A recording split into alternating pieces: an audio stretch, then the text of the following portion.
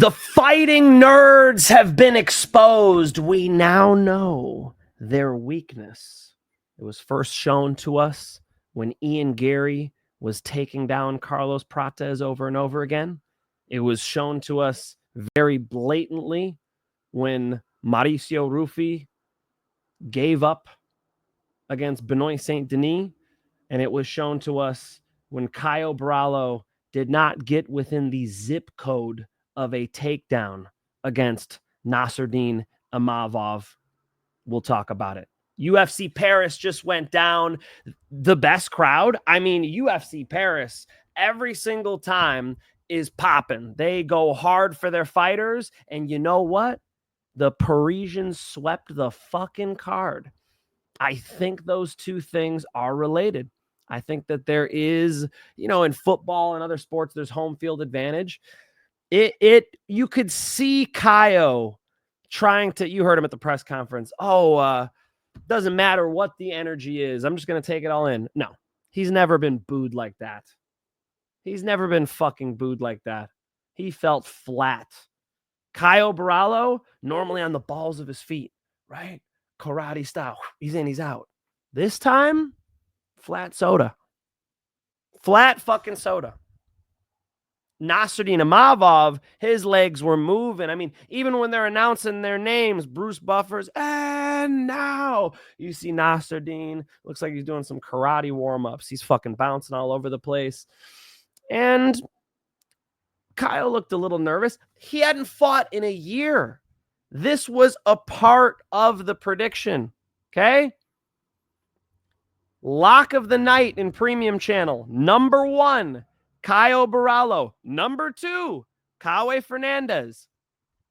Caio Borralho had not fought for a year, does not have great takedowns, has never shown to have great takedowns, doesn't train with a team who's known for wrestling, and you're up against Nasruddin Imavov, who's arguably the best striker in the division and has phenomenal takedown defense. Really good takedown defense. You saw every time Caio would shoot, Nasruddin would just catch that front headlock. Underhooks, catch that front headlock every single time, and he would just stop him right there. There were a couple trip attempts. He made Nasruddin stumble once or twice. But in general, he could just stop him right at that front headlock. That's like old school John Jones, Ryan Bader. You just know the guy is shooting in. You level change with him. You catch that front headlock. Back in the day, Chuck Liddell had good takedown defense and good stand-ups, by the way. He would keep those hands low and he would catch underhooks, right? Very similar. You just scoop the head as they come in by having your hands low enough. Really, really solid performance by Nasruddin Imavov. Might I add, he fucking got hurt. Was it the 3rd round? Hurt his ankle, his Achilles? What he hurt? But he was talking about it in the post-fight interview. I saw him look down at his foot. It was when he got kneed in the nuts, right? And he looked down at his foot and he was kind of shaking it out and, dealing with it. And you know what? Caio must have not noticed because he did not really attack it. It wasn't a blowout. Caio Borralho kept the strike count pretty close. He even might have led. He did lead some of the rounds in the strike count, but the better shots, the quality shots, the spinning back fist, the straight twos, those belong to Nasruddin Imavov. He controlled that fight 5 for 5 on his takedown defense moments. Very, very solid performance. And you got to think after watching that he could be up there for the title shot. He could be up there for it. Now, do I want that to happen? No. And what's a little silver lining about the injury? Maybe he needs some time. Maybe that'll give us time to assess the battle of the grapplers, Rainier DeRitter and Fluffy Hernandez, which is a fucking awesome matchup. The winner of that should probably get the title shot. But after that relatively impressive performance, I wouldn't mind seeing Imavov and Khamzat. That's okay. That was pretty fucking good. Called it. That went about as I expected. Main event. Some decent moments in it. Not the most exciting thing I've ever seen, but France loved it. They all had a fucking good night. They got a bunch of finishes earlier in the card, and then main event, they get a nice, it's probably 4 rounds to 1 for Imavov. Pretty impressive shit. Nice, Nasruddin Imavov. Very, very fucking nice. He looked better than ever. He really just, I thought his corner did a good job. You know, this guy can't counter you. He cannot counter you if you go first. And they were right. They were right. There was no big risk. I also like how they told him, like, small steps forward. And you would see he would come out quick and keep that pressure on him. Even when his ankle or whatever was hurt, he would come out right away. He'd put pressure on Caio Borralho and just kind of make Caio take that first step back. It was very smart. You know, Caio needed to fight with more urgency than that. I really think it affected him that he had a year out of the cage. You know, you have to wonder how it affected him doing that weight cut a couple weeks before. He said, hey, that won't be the excuse if I lose. But I'm not looking for excuses. I'm just trying to assess what happened. He looked flat. That did not look like the best Caio Borralho we've ever seen. It did look like a very A-plus version of Nasruddin Imavov, who moves up into real title contention now. Not a fucking bad performance in France. The co-main event, Mauricio Ruffy gets his ground game exposed by Benoit Saint-Denis. And I know people are pointing to the jiu-jitsu. People are going to point to the jiu-jitsu and say, look at the rear naked choke defense. He didn't do a good job there. We got to be honest. We got to tell the truth. It was not about the rear naked choke defense. Okay? It was not about the rear naked choke defense. It was about that. He quit. When Benoit took him down again, was that the third takedown or something? He put his fucking hands on the mat like he was going to do push-ups. How are you going to defend your neck with your hands on the mat? He wasn't even trying to. I mean, day one jiu-jitsu, raise the shoulders, turn the jaw in, get 4 fingers over the top, get the thumb in, get control of the primary arm. None of that. None of that. At least can we control the secondary, put it over the head? No. He wanted out. I don't think he was being strangled. It was on his face. And yes, you can finish a face crank, and you could even really get a strangle from just pushing the jaw into the fucking neck. You know, good, nice rotational strangle. I don't think so, guys. I watched it twice now. I think Ruffy was overwhelmed. I think, you know, being booed out of the place had some effect. I think the takedowns had the majority of the effect. And we just saw the lack of toolkit and the lack of, you know, being able to grind by Mauricio Ruffy. He did hit Benoit Saint-Denis with a couple shots, right? He did, you know, he's a better striker than Benoit Saint-Denis. And Benoit Saint-Denis is very hittable. Benoit Saint-Denis, it's harder to miss Benoit Saint-Denis than it is to hit him. But it doesn't matter when he's mounted, when he's taking your back, right? He's just got to close that distance. And even in the big cage, Mauricio Ruffy wasn't able to stay off that fence. You know, he likes to keep that pocket, that void between him and his opponent.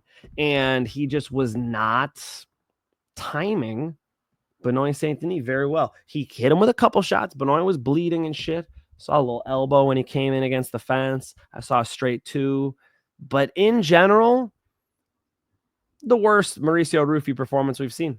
So nice job to Benoit Saint-Denis. Something you can't say about the dude. He's got balls. He's going to come forward. He's going to get in a fucking fight. Okay? You better put his ass out.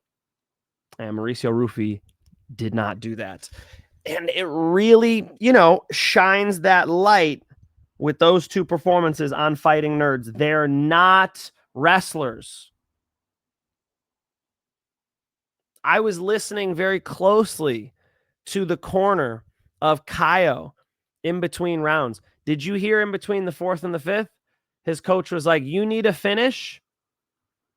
And I'm paraphrasing here, but I like your chances on the feet more than getting a takedown.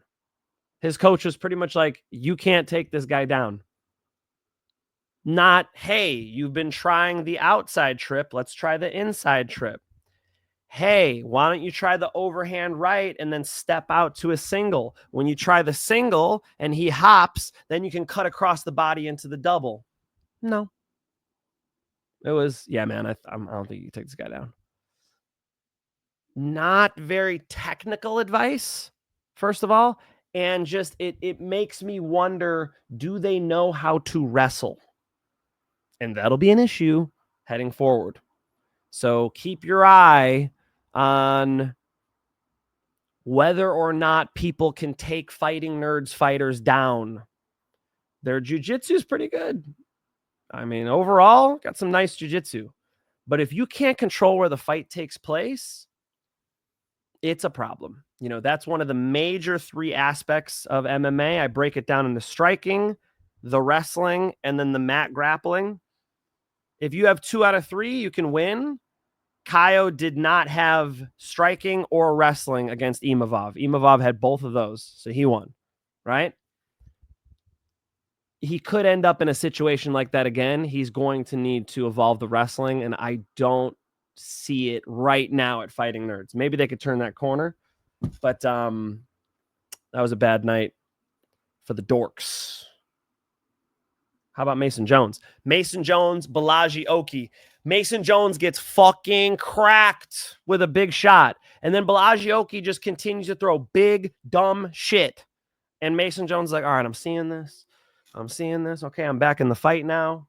And then Bolaji Oki's like, oh, fuck, I'm tired. I just missed 10 power punches that I threw from my fucking grandma's house. And didn't get there. That's a long throw. Grandma lives a while away. He was able to get takedowns. When he got the takedown in the second round, just buzzed right through the mount.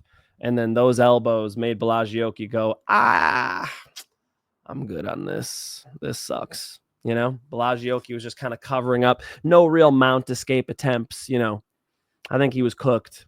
I think he was gassed because of the lack of energy management. Bolaji Oki really showed a low fight IQ the way he dealt with a hurt Mason Jones. Mason Jones showed a high fight IQ by when he was hurt, he was moving his head on bottom, and then he just started picking it back up, started opening up with the kicks a little more since the hands weren't working. You saw him keeping the hands real high, making Bolaji Oki miss all that big shit, going to the wrestling when Bolaji Oki was tired. It's a really good performance, aside from almost getting knocked out in the first minute or whatever that was. Yeah, Mason Jones is real. Mason Jones was the pick. Mason Jones comes through. I did have Mauricio Ruffy, so that blew up the parlay. But luckily, I had Nasruddin Imavov as lock of the night, and then lock number 2, Kauê Fernandes, with some beautiful calf kicks. I mean, did he fucking wreck that calf of Hardwick, Harry Hardwick, his UFC debut, forgive me. Harry Hardwick. It was gross. I mean, the calf was fucking, it had an egg on it. It had an eggplant, I should say, on it. It was gnarly. So wicked performance by Kauê Fernandes. Gets him out of there in the very first round with calf kicks. Like that's usually something that can, you know, leg kicks especially can accumulate. Calf kick could happen at any time, but you know, he accumulated them that quickly. 321 of the first round. He had Harry Hardwick rolling on the ground like he was in a fucking traffic accident. Someone call the cops, you know? It was brutal. They took his ass out on a stretcher. Brutal UFC debut for Harry Hardwick, but he stepped in on short notice. You got to respect the dude. I ain't trying to hate, but I do love a good Kauê Fernandes striking performance. I mean, 3-1 dog versus Guram Kutseladze. We cashed it on Premium Channel, and whatever it was, -160. I mean, the odds weren't sweet, but he was an absolute fucking lock against Harry Hardwick, and we made money. Let's go. Modestas Bukauskas smokes Paul Craig with some fucking wicked elbows. Holy. Paul Craig, he was ready for you to jump guard, dude. And not only that, Paul Craig jumped guard on the fence. Way harder to work your guard when your fucking head is against the fence. So Modestas Bukauskas is like, all right, I'm ready for this. You know, in the press conference, Caio Borralho goes, I wouldn't, you can't fight with your ego. If I was fighting Paul Craig, for instance, I wouldn't stay in his guard. What? He's got great submissions from his guard, right? But Caio's very high level with his jiu-jitsu. To be in someone's guard in the UFC in 2025, when you have ground and pound and all these tools, I don't see why not. And Modestas Bukauskas didn't either. He stayed postured up over him, which was great, kept it like an open guard, and then boom, dropped that elbow, came and postured up, boom, dropped that elbow on him. And it was loud and nasty. The UFC posted it on their social media so you could listen to it. That was gross. Modestas Bukauskas with a wicked elbow at 5 minutes of round one, literally the last second of the round. Boom, sends him away with a skull-crushing elbow. Modestas Bukauskas, worth it. I mean, he's a nice parlay piece, In hindsight, I wish I'd have gone Modestas Bukauskas and Sam Hughes, because Sam Hughes was the other half of the parlay. Sam Hughes dominates Sean O'Bannon, gets it done on the ground. Very impressive, As forecasted, Sam Hughes is a beast. Mason Jones, we talked about. Axel Sola, free channel. Free channel. I love you and I'm sorry, okay? Poor free channel. I always give out my favorite bets on premium channel. That's my big bets. And some weeks, I really only have 3 bets that I give out, and they're on premium channel. So by the time we get to free channel, I gave him Rhys McKee, and Rhys McKee was in a good fight with Axel Sola.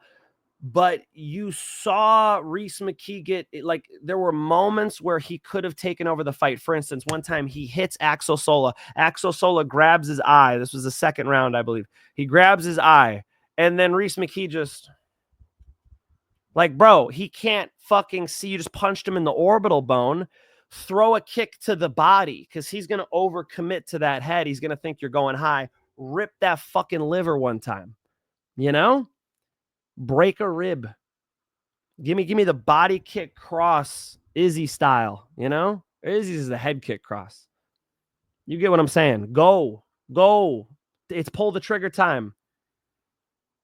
His corner's telling him to get in a fight in the third round. He did, and he got caught to the body. Not just caught, too. I got to give Axel Sola credit because he actually hit him right before that in the same spot. Boom, he found that little body shot because Rhys was moving forward. He wanted that fight. They were probably 1-1, but it was close. Axel Sola definitely got the first round. And you saw him find that body shot. The body's it's a bigger target. It's easier to hit. And Rhys was coming forward and bam, he ripped another one and just caught Rhys. You could watch the replay while Rhys was breathing. And that's the worst. When you're not braced for a body shot, his fucking ancestors felt that. That went into the organs. That was a nice shot by Axel Sola. Rhys McKee goes down. He recovered quickly, but the way he went down, it was kind of a controversial stoppage. You saw Michael Bisping complaining about the stoppage. Herb Dean's within his right there just because of the immediate reaction. When you get hit like that to the body, you crumble. But if the fight went on, I don't think, I think Axel could have, or Rhys McKee could have gutted that out. Nice performance by Axel Sola. Holds it down for the Frenchies. William Gomis. Clean decision over Robert Ruchała. Oumar Sy, a nice finish over Brenson Ribeiro. That was pretty good for Oumar Sy. Ground and pound. It was the right way to do it against the Brenson Ribeiro. Ante Delija, big performance against Marcin Tybura. Emotional performance. You saw he was weeping in the cage. You could see all the weight of his UFC debut and the long career and the ups and downs. And I don't know if I'll ever make it to the UFC. And, and he gets here at 35 and he puts on a performance like that. Wicked KO. I called that one. If you guys watch my Friday post weigh-ins show, do it, because I saw Marcin Tybura was fat at weigh-ins. He weighed in heavier than he's weighed in since 2020. And that's not what we want to see. Especially a 40-year-old heavyweight like Marcin Tybura. You want to see him in shape, sort of stepping it up, not stepping it down. And, we definitely saw Ante Delija going full blast, letting his hands go, ripping combinations, backed him up to the fence and put him away. Vicious KO by Ante Delija. Yeah, I'm excited to see him in the UFC. I already told you Kauê Fernandes was a lock. He came through. Sam Patterson knocking out Trey Waters. That was sick. Let his fucking hands go. Trey Waters called this one. Trey Waters, hands low. And, Sam Patterson, hands higher, good pressure too. You catch him a little bit, but he responds back nicely. And he just throws straight punches. He's not stupid. And Trey Waters, just not the slickest head movement. To have that hands down style, you need great timing. You need to be quick. You need range. There's just a few things Trey Waters doesn't have, and he paid the price against Sam Patterson. Really nice TKO for Sam Patterson. That was a nice one, too. That would have been a nice parlay piece, too. Robert Bryczek getting Brad Tavares out of there. Impressive. You start letting Robert Bryczek let his hands go, he'll get you out of there. Powerful, explosive dude. Brad Tavares didn't look too bad, but he is getting up there in age now. And I think Robert Bryczek did turn a corner and showed us an impressive performance, which is what he needed in the UFC. Fakhretdinov absolutely dominating Andreas Gustafsson because he hurt him. I don't know if everybody saw the shot that hurt him because he kept changing stances. It was kind of hard to see. Boom. He throws that, I believe it was a straight left hand. Boom. And you could see a little wobble from Andreas Gustafsson, and Renat saw it, right? Fakhretdinov, okay, I got to find him. Boom. I got to find him. Boom, boom, boom. And the next shots weren't the most picture perfect one punch KO type shots, but because he already had him rocked with that sort of phantom punch that he snuck in there, he was able to just keep it on him. And, Gustafsson was just not able to recover. I've been saying it about Gustafsson. His striking is too ghetto. Andreas Gustafsson's striking is just untrained. It's not UFC ready. He's throwing shit out there. And I could see him getting caught by a lot of people in the UFC. A lot of people in the UFC could deal with that. He needs to actually train boxing and kickboxing and execute it in a more technically sound style. The fuck it, I'm going to be a dog thing is going to work to a certain point, and then you're going to run into somebody like a Renat Fakhretdinov who will find those shots on you, and that you can't just bully in the wrestling. Again, not a great wrestler, just a very mentally tough guy who had to get in the field position here because Renat Fakhretdinov is that much more accurate and just crispy with the shots. Again, I like the stance switching from him. He looked good. And I told you guys, Sam Hughes dominated Sean O'Bannon. That was UFC. We're going to go ahead to get Gene Silva and Diego Lopez next week. I already got some bets out. I like a parlay quite a bit. Maybe I'll drop it in Premium Channel tonight just because I love Premium Channel. If you guys want to see my bets, DM at mikefinchshow on Instagram. My guy T will get you in there. We ate this last week. We got the both locks. Missed the parlay, but we still made money. They gave us plus money on Imavov. In France? Against Caio, who's been out for over a year? Who's not a wrestler? Who's up against the best striker in the division? So let's do it again. Let's get this thing rolling. I want a nice lock streak here. Let's fucking go, guys. Appreciate you being here. I'll be live tomorrow night with my 5 most confident picks. We went 4 out of 5 on this last one. This last one, I had Modestas Bukauskas, Oumar Sy, Kauê Fernandes, Sam Hughes, and then we missed the Mauricio Ruffy grappling exploitation bit, but we lived and we learned. Appreciate you guys being here. I'm wearing the crazy shirt because it's been my birthday week. I've had so much stuff going on. And for those of you that don't know, I'll give one more shout tomorrow. I'm having a baby. Wifey's preggo, and we're going to have a little girl. So we're super excited. Yes, you will see her in the UFC. Until next time, it's peace and love.